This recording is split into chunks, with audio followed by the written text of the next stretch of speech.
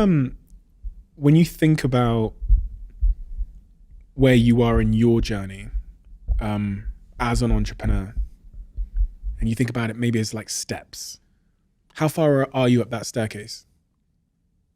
Would you not know? I was like, I felt like that was going to be the question that you were going to ask. And I was thinking, I was like, I feel like every entrepreneur feels like they're just getting started. Like you talk to guys in their 70s, they're like, I'm just getting started, you know? I mean, I'm about to cross a decade of being, no, I am right. Just at the decade point for me from the first business I started to now. So I feel like I've got a few seasons left, you know, if I can keep living, which I'd be stoked about if I can.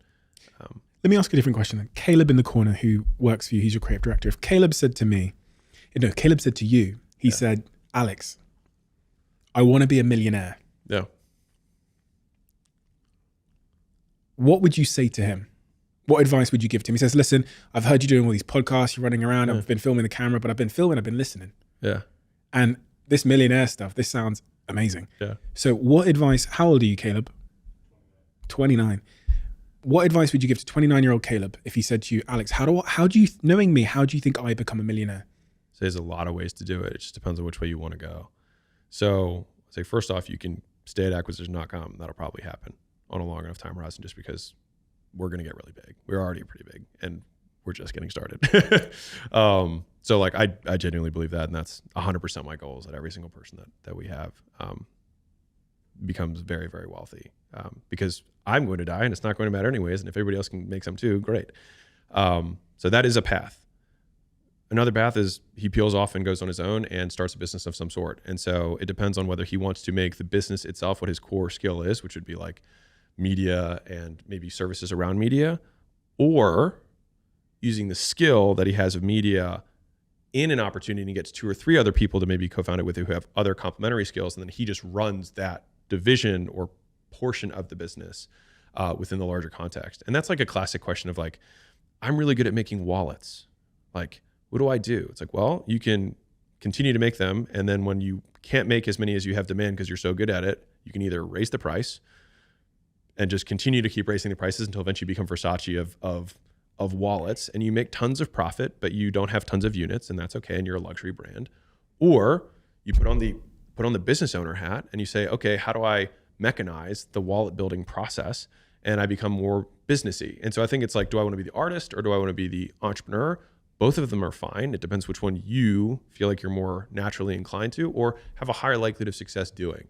I like the game of business. I've played lots of different games in terms of industries. Like I like the game overall. I don't feel like I have a particular art. Like I don't think I'm really good at any aspect of business. I feel like I've been decent enough to not make one of them the constraint. Like I'm not a great copywriter, but I'm good enough that that's not going to be the limiter.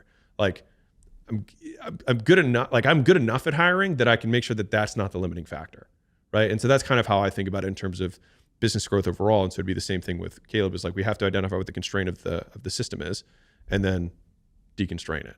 When you say talent stacking, I've heard you say that a few times. What do you mean by that? So this is one of my favorite topics. Many skills, like 1 + 1 = 5 when you put them together. So let's say you have somebody who's really good at math in the beginning. That as a skill, not super monetizable, right? Okay, well then you learn bookkeeping. Okay, well now you had a proclivity for math, but you learned something that has value in the business world. Okay, then you learn to get your CPA, now you become an accountant. Okay, more valuable. Then you start studying around tax law and insurance, and you're like, oh, significantly more valuable. And then you learn how capital markets work and how debt markets work, right? And you understand how mergers and acquisitions work. And all of a sudden, you're a CFO. And then you learn how to sell and promote a little bit. And all of a sudden, now you're a rainmaker. And so you still needed to be good at math.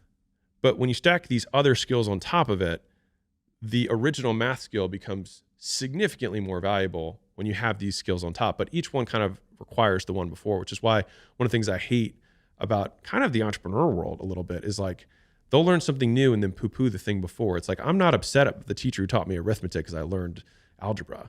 One was necessary for the next. And so as entrepreneurs, a lot of times it takes, I think, the self-awareness to say like, where am I at on my skill stacking adventure, right? And each skill, every skill you add to your skill tool belt makes the rest of your skills more valuable. which is why I think it's so cool, which is why I'm such a big advocate for education overall. And that's, I mean, mission of acquisition.com, make business accessible to everyone. That's why we put all this free stuff out there, is because like, if we can give people enough skills, they'll be able to stack them on their own and then just achieve whatever they want in a totally different way. If you allow me to go there, it's like, you look at Jay-Z, right? Maybe he was somebody who naturally had rhythm, right? And so then all of a sudden he learned how to rap. Okay. He took his rhythm, put it in a rap. Okay. And then he made his first CD. Okay. And then he learned how to promote. Ooh, significantly more valuable. And then he learned how to make a label. And then he learned how to recruit other artists. And so he still needed to learn how to know how to promote the other artists. If he didn't know how to promote at all, he wouldn't have been able to do it. But once he had the label, he got significantly more leverage on the skill of promotion. And he could recognize people because of his skill in rapping and rhythm.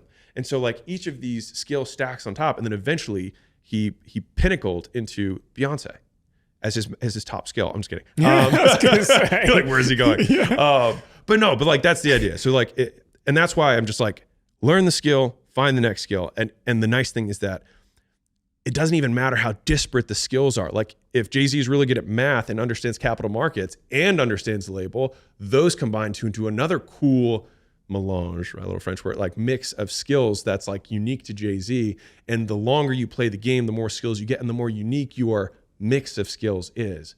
And that to me is like the coolest part about business and just like education in general.